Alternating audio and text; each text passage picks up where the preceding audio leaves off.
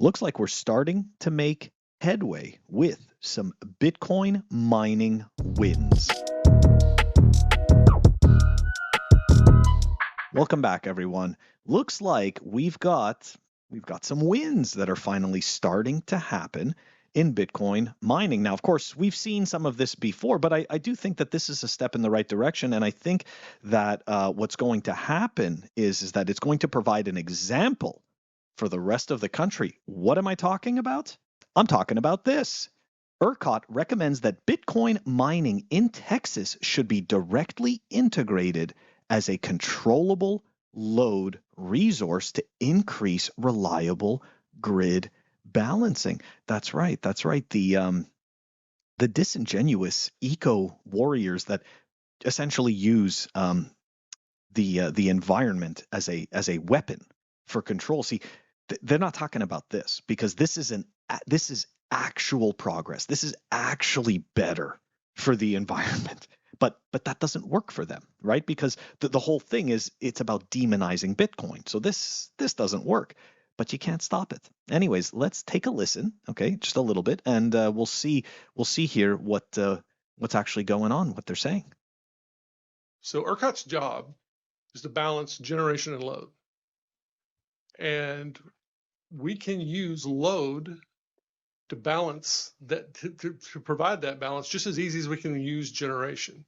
And so there are loads that will tell us we'll back off 50 megawatts at this price and 50 more megawatts at this price.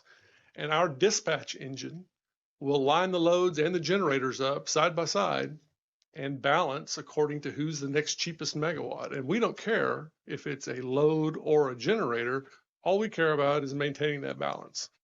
So controllable load resources are a way that loads can participate in a very reliable way for loads to participate in the ERCOT market. And the ERCOT systems, the energy management system, can actually control the ramp rates, control how much comes on, how much goes off.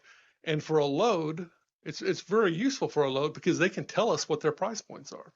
So we don't dictate to the load what the price point is. They tell us what the price point is based on what they bid in.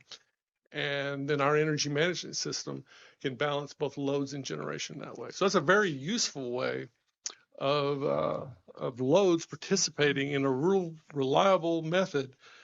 So it sounds like the Bitcoin miners are helping add reliability to the grid in a specific type of situation where reliability was lacking. Oh, wow. That's pretty interesting. Anyways, for the people who don't know much about ERCOT, there is this great article over here that explains a lot about ERCOT. Obviously, I'm going to put it in the show notes. I always put my sources in the show notes. Let's dive into it. So an introduction to ERCOT, right? In the United States, most power grids are managed by independent system operators, ISOs, that maintain reliability through mechanisms that set prices at specific locations on the grid based on offers from the various resources connected to the system. ERCOT is the only unregulated power market in the United States that is not regulated by the federal government and allows consumers to choose their electricity provider. As an ISO, ERCOT operates within Texas and is not subject to federal oversight. A board of directors in ERCOT sets regulations, and transactions between electricity providers and power generators are managed using free market mechanisms. Okay, so this is something that isn't being done in the rest of the country. This is only ERCOT that is doing this. What is a controlled load resource? Okay, so this provides quick response times from 5-minute responses to under a minute. CLRs must react fast to emergency events or conditions independent of ERCOT. ERCOT lists technical and strict requirements that CLRs must qualify for, like frequency response and ramp-up downtimes. What are these ancillary services? An ancillary service is a backup or reserve power resource that can be used in case of an outage or other disruption to the main power grid and can be provided by both generation and load resources. Load resources are a subset of demand response activities that provide additional power back to the grid in times of need as the load reduces its power consumption. Resources can enroll in various programs within the ancillary service subset to contribute power to the grid. The programs tailored to the specific type and power capacity ensure that the grid has access to the resources it needs to keep humming along smoothly. And I think that something that people don't understand is that fluctuating power is, and depending on the, I shouldn't even say depending on the device, but on most devices, it takes a toll on the device, okay? And it can damage the device. Now, I'm going to scale this back to a much smaller type of example, right? Like I used to do PC repair and I used to build servers and do network cabling and all kinds of stuff like that.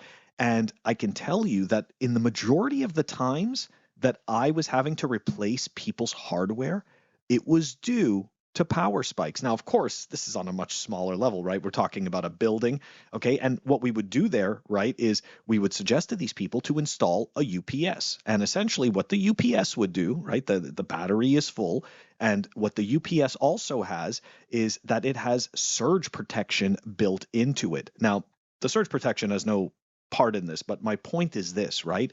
There was a constant flow of electricity from that battery to my devices, regardless of what happened outside the scope of that battery, right? From the power that is coming from the city to the battery, if there was a spike there, my battery unit would take that hit, and my devices on the other end of that would just keep humming along.